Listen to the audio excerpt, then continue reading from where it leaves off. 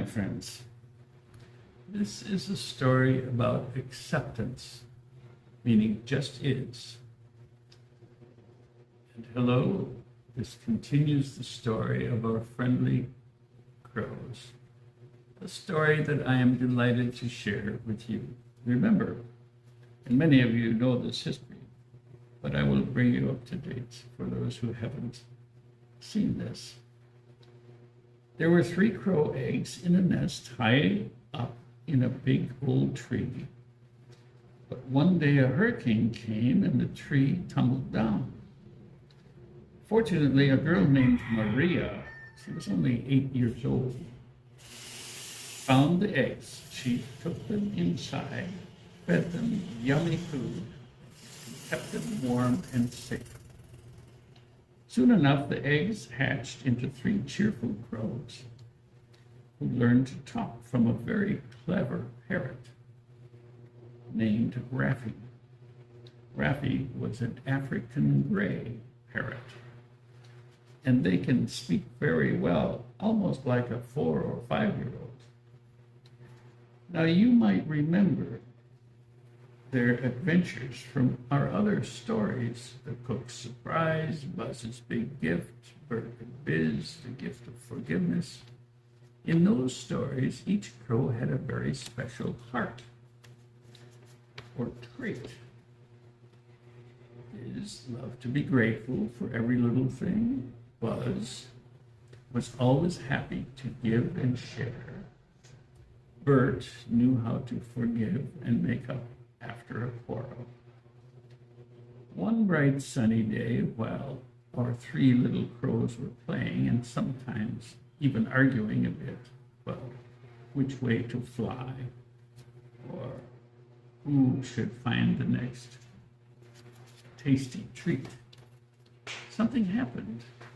A new crow flew into the gentle with a gentle smile. "Hello, my dear brothers," she called. Her name was Bertie, and she told them she was their older sister, born 1 year before the 3 of them. Bertie was a very special bird indeed. While Biz was about gratefulness, Buzz about giving, Bert about forgiving, Bertie loved a very important thing called acceptance. That means she looked at everything just as it was. Not good, not bad. Just a big, it is what it is. When the 3 little crows heard this, they felt a little confused. They wondered, how can we just accept things without trying to change them? At first, the crows kept arguing. Biz would say, "I am so grateful for every gift, but sometimes I feel when things go wrong." Buzz piped in, "I love giving, yet sometimes I worry I haven't given enough." And dear Bert said, "I try my best to forgive, but it's not always easy when I remember the sad parts of the day." Their voices grew louder with worry, and the little squirrels' little quarrels made the day seem a bit gloomy. Seeing this, the wise Bertie smiled and said, "Come with me, my dear siblings." Now, that's the same. She meant brothers. Siblings are brothers and sisters, okay? "Let's fly together to a very special tree called a rookery." A rookery is where birds go to sleep at night. Up at its top, we can watch the world and see that all these little troubles are just like tiny clouds floating by in a big, bright blue sky. So, fluttering their wings together, the 4 crows soared up until they reached the highest branch of the rookery. Up there, they could see everything below: busy people, laughing children, and even other birds enjoying the day. The problems that once felt so big, so now looked like little soft clouds drifting slowly across the sky.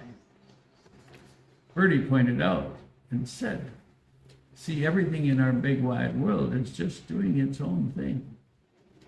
Many of our worries will pass, just like those clouds." Listening to their loving sister, the three little crows began to feel peace fill their hearts. They realized that when you accept the way things are, without worrying too much or trying to change everything, it makes life much gentler. Their little hearts felt light, and soon the quarrels melted away.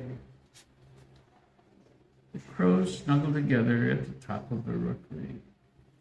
High above the hustle and bustle, they watched the day say goodbye, and the twinkling stars came out one by one. And so, my dear friends, remember this, just like our three crows and their wise older sister, Birdie, you can learn to see the world with a happy heart. You might consider being as grateful as grateful as Biz, generous as Buzz, and forgiving as Bert. And always accepting as Birdie.